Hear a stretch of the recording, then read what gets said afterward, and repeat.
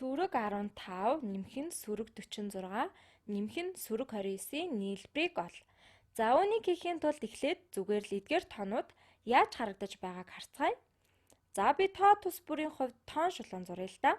Хэрвээ энэ тиг бол үүнийг сүрэг 15 гэе.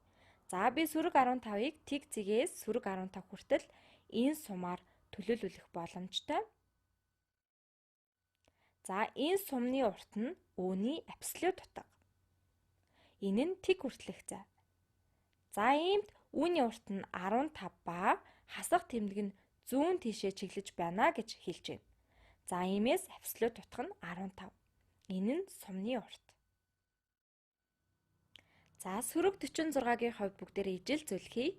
За дахиад нэг тоон шулуун зуръя л да. За тэгэхээр тгийг баруун талд нь тавина. За мөн сүрэг 46 нь энд хаа нэгтэй газар байрлана тийм ээ. Өмнөхдөө яг ижил гэдгийг анхаарах хэрэгтэй. За тиг ба сүрэг 46 хоёрын хоорондох зай буюу өөрөөр хэлбэл сүрэг 46-гийн абсолют утга юм. За энэ зай нь 46 болно. За тэгэхээр мөн чиглэл нь зүүн. Энэ нь яагаад бидэнд сүрэг 46 гэж байгаагийн шалтгаан нь. За хасах тэмдэг танд тгийн баруун эсвэл зүүн талд байхыг хэлж өгдөг. Абсолют утга нь тгээс баруун эсвэл зүүн тишээ хэр зайтай байхыг хэлж өгдөг. За эцэст нь сүрэг 29-ийн хувьд ижил зөвлөе. За дахиад нэг тоон шулуун зуръя. За шар өнгийг дахиад ашиглая. За тэгэхээр би тоон шулуунаа зурчлаа.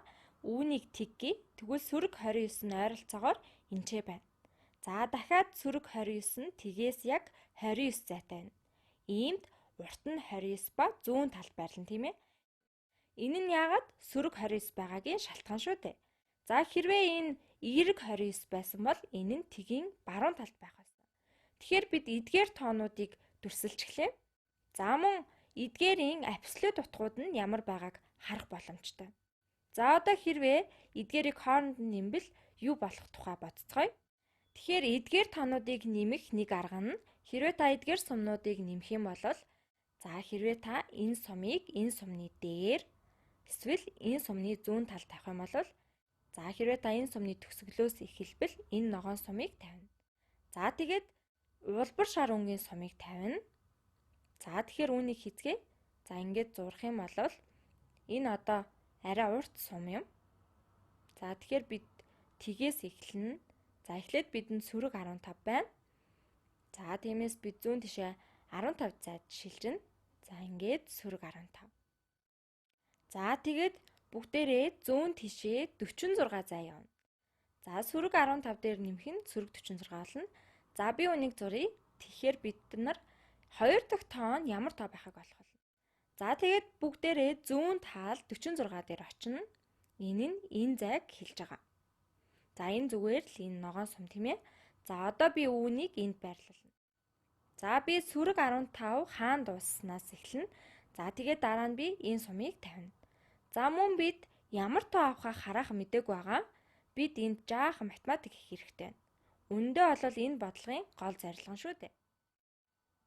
Гэхдээ би энэ сумны урт 46 гэж мэдж байгаа. Энэ зүүн тал 46 байна. За бүгдээрээ энэ ягаан сумны уртыг 15 гэж мэдж байгаа.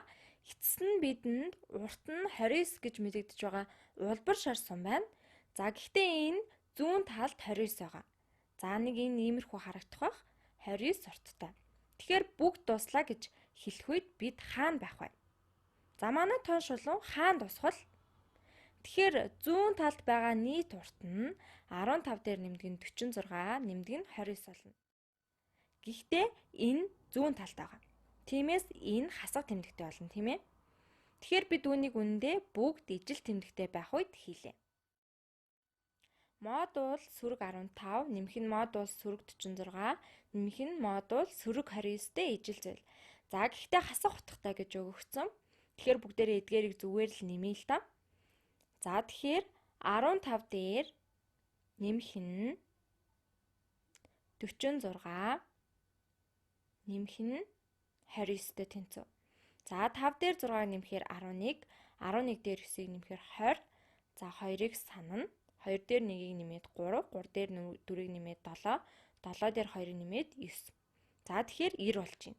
Тэгэхээр нийт урт нь 90 болно гэсэн үг. За хэрвээ сумнуудыг нэмэх юм бол 90 болох нь байна. За хэрвээ 90 нь баруун талд байсан бол энэ нь эерэг байх байсан. За тэгэхээр бид эерэг эртэй болно. Харин энэ ч зүүн талд байгаа учраас сөрөг эр болох нь байна. Тэгэхээр эдгээрийг хооронд нь нэмбэл нэмэх эртэй болохгүй. Хасах эртэй болно. За тэгэхээр үүнийг бодох нэг арга нь эдгээр нь бүгд ижил тэмдэгтэй байна. За тийм учраас энэ нь модуль сөрөг 15, нэмэх нь модуль сөрөг 46, нэмэх нь модуль сөрөг 29-тэй тэнцв. За яагаад бид үүнийг бичиж байгаагийн шалтгаан нь болно гэсэн үг. За энэ магадгүй сайхан харагдаж байгаах. Гэхдээ энэ үнэндээ энэ ягаан сумны урт үүний абсолют утга нь 15. За энэ бол зүгээр л ногоон сумны урт буюу 46. Энэ нь улбар шар сумны урт буюу 29 болно. Иймээс 15 дээр 46 нэмээ 29-ыг нэмэхээр 90 болох нэ.